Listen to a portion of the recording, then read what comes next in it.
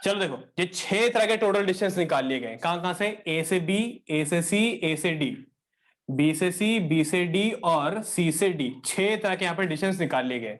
अब क्या करना है? अब देखते हैं कंक्लूजन कि यार ये किस तरीके का क्वाड्रिलेटरल रहा होगा। कैसे पता लगाओगे? डिस्टेंस देख करके पता लगाओ। तो जरा ध्यान से देखो, 2 √2, 2 √2, 2 √2, 2 √2, 4 बार 2 √2 आ रहा है। यानी कि 4 साइडें बराबर हैं उस क्वाड्रिलेटरल की। यार जिस क्वाड्रिलेटरल की 4 साइडें बराबर होती है वो किस टाइप का क्वाड्रिलेटरल होता है? मेरे दिमाग में तो दो पिक्चर चल रहे हैं। एक तो मेरे दिमाग में रोम्बस चल रहा है और एक मेरे दिमाग में स्क्वायर भी चल रहा है ना? यार रोम्बस की भी सारी साइडें बराबर होती हैं, स्क्वायर की भी सारी साइडें बराबर होती है। अब कैसे करें यार? अब कैसे मतलब हम कंफर्म कैसे करें क्या ये रोम्बस है कि स्क्वायर है? तो आप अब बाकी के दो डिस्टेंस देखो, ये भी 4 यूनिट और ये भी 4 यूनिट। मतलब क्या ये जो बाकी के जो दो निकले हैं ना, ये पक्का डायगोनल रहे होंगे। और ये अगर ये डायगोनल है तो देखो दोनों बराबर आ रहे हैं। और डायगोनल पता है किसके बराबर होते हैं? डायगोनल आपके रोम्बस के बराबर नहीं होते, डायगोनल तो स्क्वायर के बराबर होते हैं। यानी कि यार ये जो 4 पॉइंट है, जिन 4 पॉइंट्स को जोड़ करके जो क्वाड्रिलेटरल बन रहा है वो कोई नॉर्मल क्वाड्रिलेटरल नहीं, वो एक स्क्वायर बन रहा है। यहां तक बात तुमको समझ में आई कि नहीं आई? अब इसको लिखोगे कैसे करके? तो इसको लिखने का तरीका देखो, ये है। इसको लिखने का तरीका कुछ ऐसे है। क्या लिखोगे? यहाँ पे 4 तरह के कौन कौन से डिस्टेंस बराबर है? A B, A D, B C और ये आखिरी वाला सी डी। तो यहां पे लिख दो ऐसे करके, ए बी बराबर बी डी बराबर कौन सा था ये वाला? बी सी और सी डी। बी सी बराबर जगह है ना वहां पे? हाँ चलो ठीक है, बराबर में सी डी। सबके सब किसके बराबर है? 2 √2 के। और बाकी दोनों कौन से डिस्टेंस है? तो वो ए सी है और वो एक बी डी है। ए सी और ये बी डी, ये दोनों किसके बराबर है? 4 यूनिट के। ये 2 √2 यूनिट के और ये 4 यूनिट के। Therefore the quadrilateral, therefore the quadrilateral formed here is a square। बस सिंपल, खत्म कहानी। बताओ समझ में आया कि नहीं आया? सिर्फ इतना सा ही करना है, इससे ज्यादा कुछ नहीं करना। क्लियर है? कर पाओगे कि नहीं कर पाओगे बताओ? हो जाएगा यहां तक का सारा? चलो ठीक है। अब यार एक छोटा सा ट्विस्ट है, क्या पता तुम्हारे सामने कुछ ऐसी सिचुएशन आ जाए कि यहां पर ना 4 साइड बराबर ना है, दो दो पेयर करके साइड बराबर है। यानी कि ऐसा हो कि ए बी और बी डी आपस में बराबर आ रहा हो।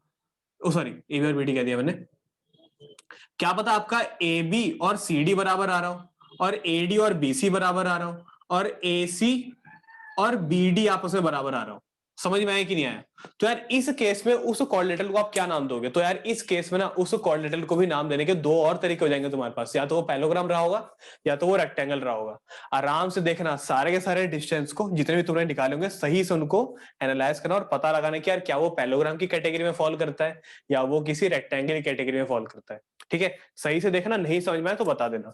करने का तरीका बाकी सबका यही है। ठीक है, अब यही सेम टू सेम क्वेश्चन, यही सेम टू सेम क्वेश्चन एक दूसरे तरीके से ही पूछा जा सकता है, लेकिन क्वाड्रिलेटरल के लिए नहीं, स्क्वायर या ओ ट्रायंगल्स के लिए। अब ट्रायंगल्स के लिए मैं दिखा देता हूं कैसे करके है। ठीक है, एक पीडीएफ शेयर कर रहा हूं, दोबारा से उसको चेक करो। सेम कंसेप्ट वाला, सेम कंसेप्ट, कुछ भी अलग नहीं है। ठीक है, बस हाँ ये है कि यार ये ट्रायंगल वाला वही बच्चा कर पाएगा जिसको ट्रायंगल की नॉलेज होगी। पहले क्वाड्रिलेटरल के सारे क्वेश्चन देख लो। क्वेश्चन नंबर 4 निपट जाएगा कि नहीं निपट जाएगा बताओ? क्वेश्चन नंबर 4 पूरा निपट जाएगा कि नहीं निपट जाएगा? कह रहा है बताओ कि यार ये स्क्वायर के वर्टेक्स है कि नहीं है। तो बस क्या करना है, जैसा बोर्ड पे करा है वैसे ही करना है। कर पाओगे कि नहीं कर पाओगे बताओ? हो जाएगा? चलो ठीक भैया है, I will take this as a yes.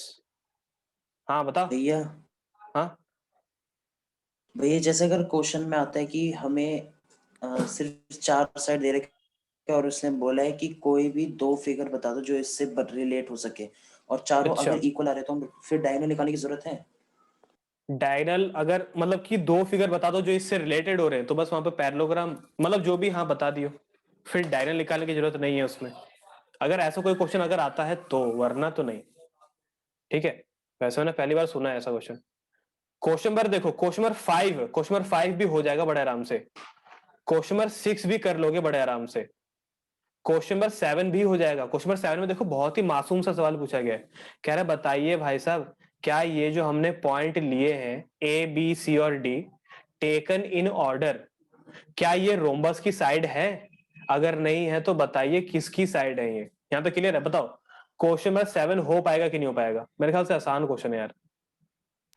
Question number 7 तक तो यार आराम से हो जाएगा यार, मक्खन क्वेश्चन है सारे। ठीक है, छींक मारते सारे क्वेश्चन हो जाएंगे। हाँ ये देखो क्वेश्चन नंबर 8, ठीक है ना, question number 8, question number 9, question number 10, ये 3 क्वेश्चन तुम्हारे लिए चैलेंजिंग क्वेश्चन हो सकते हैं क्योंकि बाकी से अलग है। यहाँ पर स्क्वायर नहीं पूछा गया है, ठीक है ना, यहाँ पे क्वाड्रेटर के बारे में तो पूछा ही नहीं जा रहा। यहाँ पर पूछ रहे हैं बताओ बेटा आइसोसेलेस ट्रायंगल के बारे में कुछ पता है कि नहीं पता तुमको, राइट एंगल ट्रायंगल के बारे में कुछ पता है कि नहीं पता, ठीक है, तो ये बताओ। ये क्या हो रहा है भाई, माइक बंद करके रखो। ओके भैया, वो सॉरी। ठीक है, तो ये है सारा। अब एक काम करना है यार, ये सेम टू सेम क्वेश्चन क्वाड्रेटर के लिए तो तुमको समझ में आ गया होगा, नहीं आया तो करना क्वेश्चन, नहीं आएगा तो दोबारा बता दूंगा। ट्रायंगल के लिए करके आना, ट्रायंगल के लिए मैं तुमको हिंट दे देता हूं, ट्रायंगल के लिए कैसे कैसे करोगे। तो ये मिटाना पड़ेगा मेरे को, मिटा रहा हूं मैं। ट्रायंगल के लिए बता रहा हूं, ट्रायंगल के लिए देखो अगर साइड के बेसिस पे जाए तो ट्रायंगल 3 टाइप से डिवाइड हो जाते हैं। अगर साइड के बेसिस पे देखो तो ट्रायंगल 3 टाइप्स में डिवाइड हो जाते हैं। कौन कौन से? तो सबसे पहला आता है आपका ये, सबसे पहले आता है आपका ये इक्विलेटरल ट्रायंगल।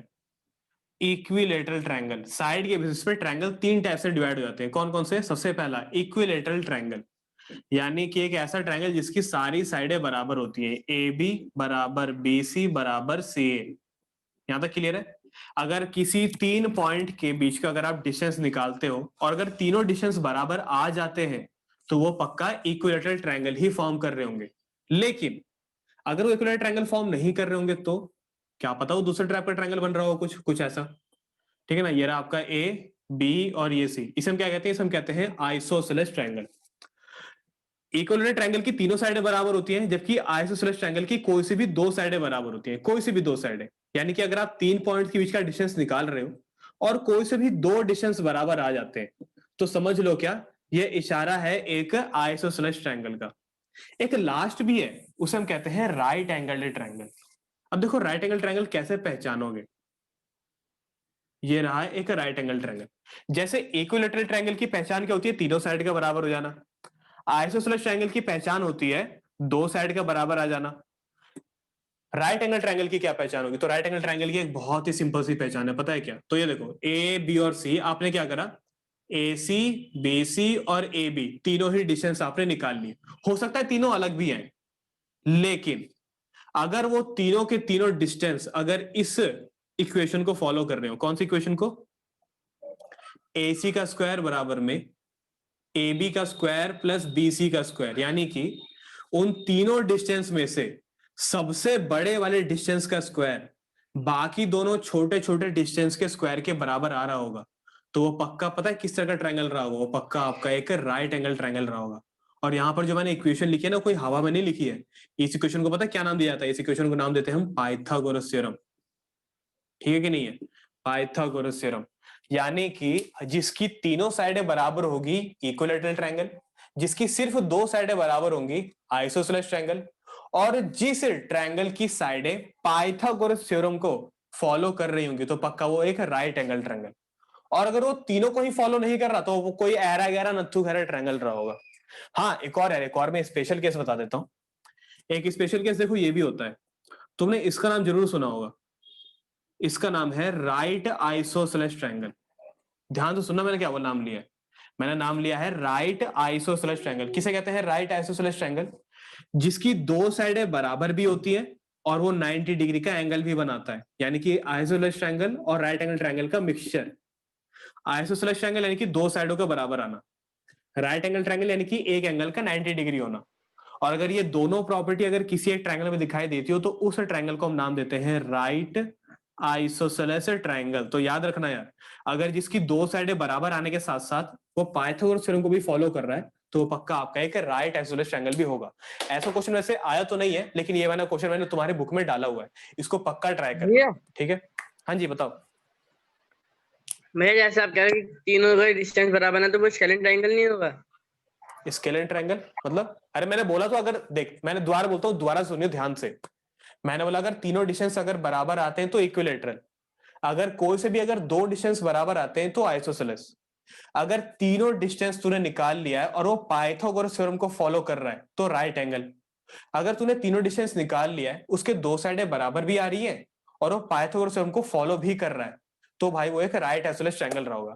लेकिन अगर कोई ऐसा ट्रायंगल अगर तुमको मिलता है जो कि इन तीनों को ही फॉलो नहीं कर रहा है एकदम, तो वो आपका एक कोई दूसरा ट्रायंगल हो सकता है, कोई स्केलेन ट्रायंगल हो सकता है, जैसा कि तूने नाम लिया। समझ में आया कि नहीं आया? ठीक है यहाँ तक का? भैया हाँ जी बताओ। भैया राइट एंगल ट्रायंगल में अगर साइड्स रूट्स में आएगी तो हाँ हमें कैसे हाँ, पता चलेगा कौन सी बड़ी साइड है? साइड्स अगर रूट्स में आई तो अबे टेंशन क्या लेनी है, स्क्वायर स्क्वायर कर देना। जैसे कि मान ले, कैसे लिखूं, यहीं पे लिख देता हूँ।